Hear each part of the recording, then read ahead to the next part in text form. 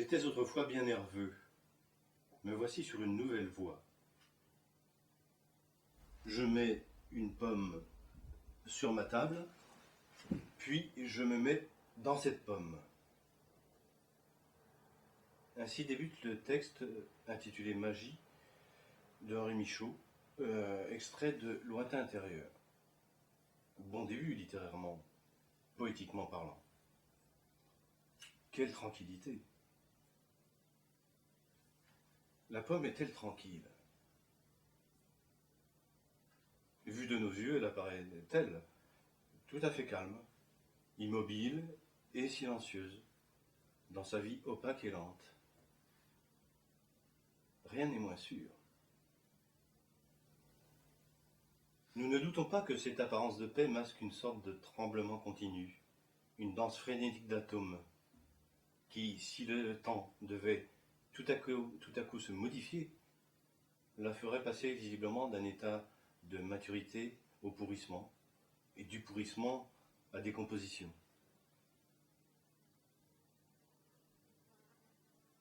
Contrairement au caillou, que la durée émeut peu, la pomme a ses saisons. Quoi qu'il en soit, la pomme est là dans sa forme présente, et justement forte de sa présence. Elle existe dans l'espace, elle se tient dans le temps. Mais cet état de la pomme ne nous intéresse qu'à moitié. Ce qui nous intéresse évidemment ici, c'est la manière dont Michaud, par de simples mots, portés par une nette affirmation, nous met dans cette pomme. Souchet, XIe siècle, parle d'un peintre qui, peignant un bambou, perd conscience de lui-même et délaisse son propre corps. Il devient lui-même bambou.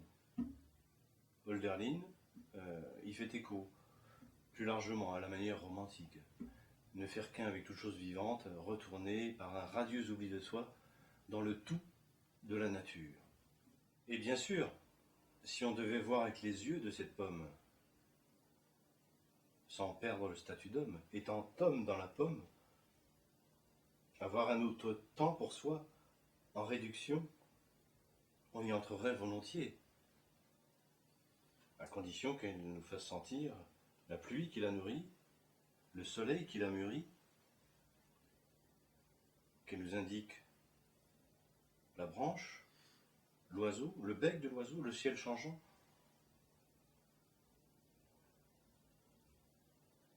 L'homme qui l'a planté, le bourgeon, la graine, le fruit, l'homme qui l'a cueilli, Galahad, fils de Lancelot,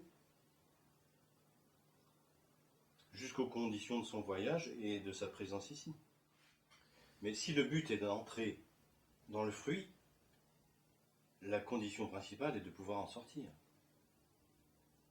Car il faut s'y attendre. L'existence d'une pomme, indépendamment du fait qu'elle soit brève, n'est pas vraiment tranquille. Au fond, je sais que je suis le plus fort. Ce n'est pas la pomme qui va me croquer.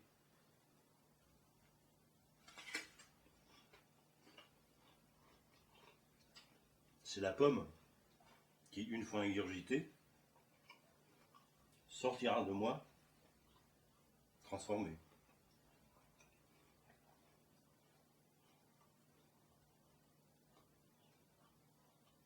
Tous, nous réclamons plus d'espace, plus de temps. Tant pour la science que pour l'imagination, le temps et l'espace sont les deux éléments clés de la spéculation et de l'expérimentation, avec l'énergie de la lumière, qui en est le dénominateur commun, le facteur cheval, triple galop. C'est Franz Kafka, par exemple, qui nous offre un raccourci saisissant. Mon grand-père avait coutume de dire « La vie est étonnamment brève. Dans mon souvenir, elle se ramasse aujourd'hui sur elle-même si serrée que je comprends à peine qu'un jeune homme puisse se décider à partir à cheval pour le plus proche village, sans craindre que, tout accident écarté, Une existence ordinaire, c'est se déroulant sans heurts, ne suffisent pas, de bien loin, même pour cette promenade. Homo sapiens, récent avatar de la création, je me tiens là devant vous, vivant. Mais rien n'empêche de me tenir pour mort, de façon conjecturale. Pour être plus exact, de me tenir autant vif que mort, dans un monde théorique, quantique, d'états superposés. Mais l'environnement a établi un changement. Il a mis cette pomme devant moi, et dont je me suis nourri. Je surfe sur l'onde de ce monde, et aussi indéterminée que soit ma nature, je refuse d'être mort. Enfin, disons, pour minimiser, que je refuse de ne pas croquer cette pomme. C'est-à-dire que je suis à l'état vivant, présentement, et dans ce seul état observable.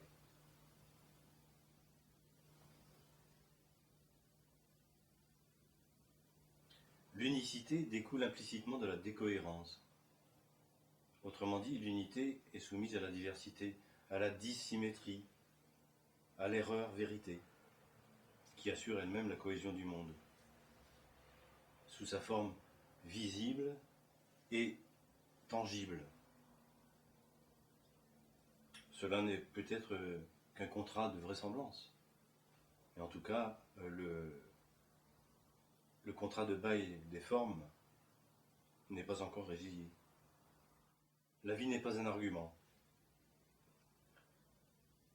Parmi les conditions de vie, il pourrait y avoir l'erreur.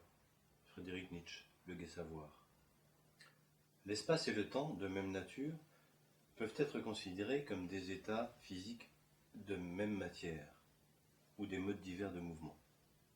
Alfred Jarry, commentaire pour servir à la construction de la machine à explorer le temps.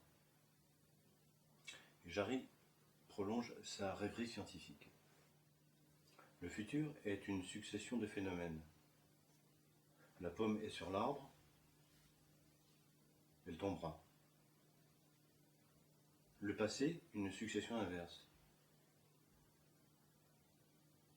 La pomme est tombée de l'arbre. Le présent est nul. En effet, le temps présent est nul, nul, nu, sans tenue, sans retenue, insaisissable, ambigu. Le temps ne me fait que vieillir, il ne me fait pas jeunir, ni stationner. Et Jarry prophétise, hors du trucage visuel, en disant qu'on verra la pomme rebondir sur l'arbre, ou ressusciter le mort, et le boulet rentrer dans le canon. Anton Zeilinger, physicien autrichien, déclarait récemment « Dans l'histoire de la physique, nous avons appris qu'il y a des distinctions que nous ne devrions pas faire, comme entre l'espace et le temps. » Jarry mentionne ça, même s'il n'a pas formé lui-même le concept d'espace-temps, initié par Einstein en 1905, où le temps et l'espace donc deviennent relatifs et entremêlés. Il se pourrait bien que la distinction que nous faisons entre l'information et la réalité soit fausse. Imaginez cela, après des siècles et des siècles d'investigation. Cela ne veut pas dire que tout n'est qu'information, objecte Zeilinger, mais cela veut dire que nous avons besoin d'un nouveau concept qui recouvre ou inclut les deux. Je lance cela comme un défi pour nos amis philosophes, dit-il. Et pourquoi donc le philosophe, plutôt que le poète, tout aussi apte à mener des expériences de pensée? Nous manquerait-il un philosophe-poète, justement, dont l'acuité de la sensibilité égalerait la puissance de raisonnement? Pour clore ce premier volet spéculatif, laissons justement parler le philosophe-poète de la Renaissance, Giordano Bruno. L'imagination est à la fois une faculté d'unification et d'exploration dynamique du réel. Elle unifie en monde les images reçues des sens. pendant qu'elle invente ce dernier autrement en les recomposant. L'imagination est le sens des sens, l'organe sensoriel le plus synthétique, car c'est autour de lui que la nature a constitué toute la machinerie de l'individu.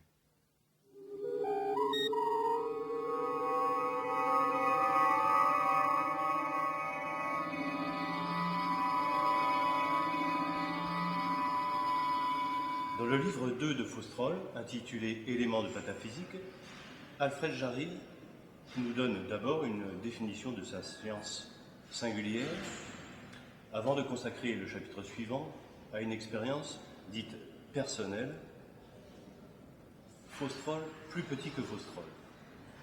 L'expérience consiste en une réduction du personnage à la taille d'un sirop. Ainsi proportionné, Faustrol décide d'explorer l'élément aquatique et voyage le long de la feuille d'un chou. Il rencontre alors une goutte d'eau, y pénètre d'un coup léger, roule ensuite à petits pas le globe de cristal jusqu'à un globe voisin. Les deux sphères s'aspirent mutuellement, grossissant sa vision. Puis, du bout de sa bottine, le docteur crosse l'aspect inattendu de l'élément. Une explosion, formidable d'éclats et de sons, retentit. Après la projection à la ronde, de nouvelles et minuscules sphères, à la dureté sèche de diamant, qui roulent çà et là le long de la verte arène, chacune entraînant sous soi l'image du point tangent de l'univers qu'elle déforme selon la projection de la sphère et dont elle agrandit le fabuleux centre.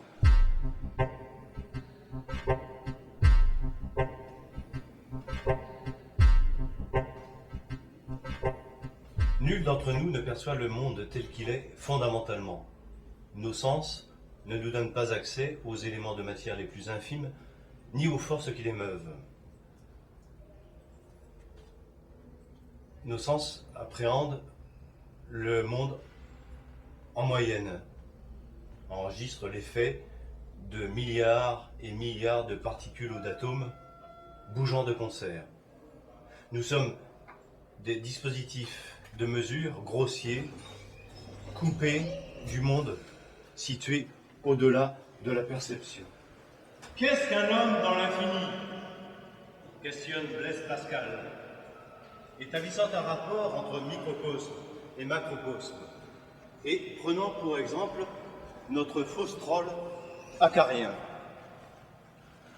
qu'un ciron lui offre dans la petitesse de son corps des parties incomparablement petites, des jambes avec des jointures, des veines dans ses jambes, du sang dans ses veines, des humeurs dans ce sang, des gouttes dans ses humeurs, des vapeurs dans ses gouttes, et que divisant encore ces dernières choses, il épuise ses forces en ses conceptions, et que le dernier objet qui est arrivé soit maintenant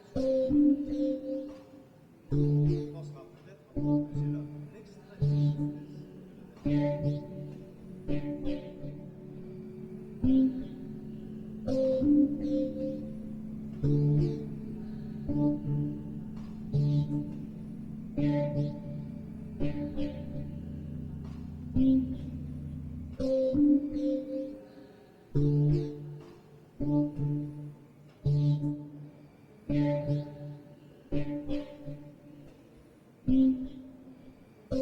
La décohérence, qui résulte des interactions de l'objet étudié avec l'environnement, nous empêche de percevoir la superposition quantique d'états mentaux. Nos cerveaux sont si intimement liés avec leur environnement que même si nos neurones pouvaient percevoir de telles superpositions, leur décohérence serait inévitable, quasi instantanée. Le consentement universel est déjà un préjugé bien miraculeux et incompréhensible. Alfred Jarry, Gestes et opinions du docteur Faustrol. Par-delà les différentes expressions, il me semble entendre assez clairement Faustrol parler de superposition d'états. Et le principe de décohérence, lié à la physique quantique, ne me paraît nullement étranger au consentement universel. Et bien plus encore, tel que défini par Jarry, de préjugés miraculeux, selon lui prétexte de l'utile. L'utile est justement décohérent, qui permet de ne voir qu'un état de la matière, alors que la vraie cohérence serait d'en voir deux, voire plusieurs à la fois. Phénomène curieux, autant qu'embarrassant.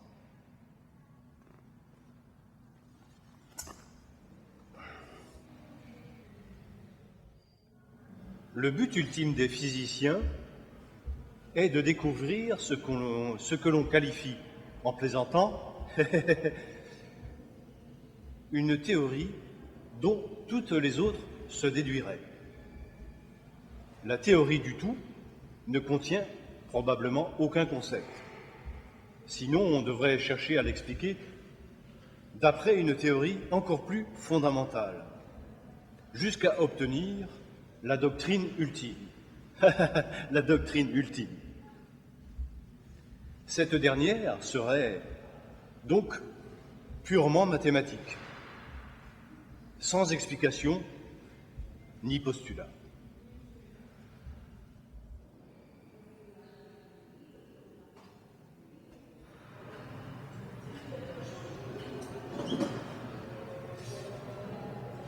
Lysis antique avait dit « Aucun mortel n'a soulevé mon péplos.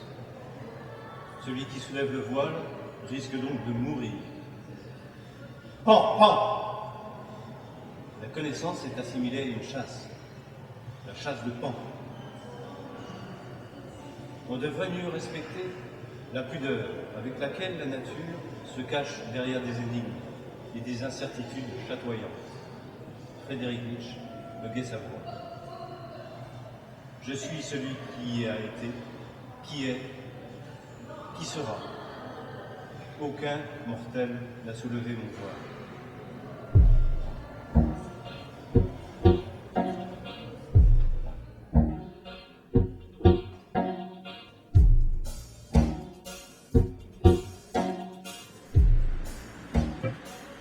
Ainsi, nous créons le monde classique que nous observons en fonction de la sensibilité de notre perception. Et ainsi que le dit Václav Bruckner, il pourrait y avoir d'autres mondes classiques complètement différents du nôtre. Ce qui n'est pas tout à fait nouveau. Le professeur Henri Bergson, du temps justement de Jarry, disait que la réalité n'est qu'un cas particulier du possible.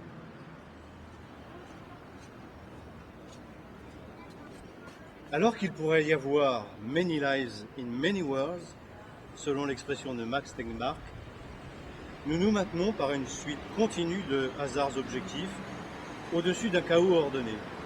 Ou, pour reprendre l'expression de Jarry, consentement universel, préjugé miraculeux, prétexte de l'utile.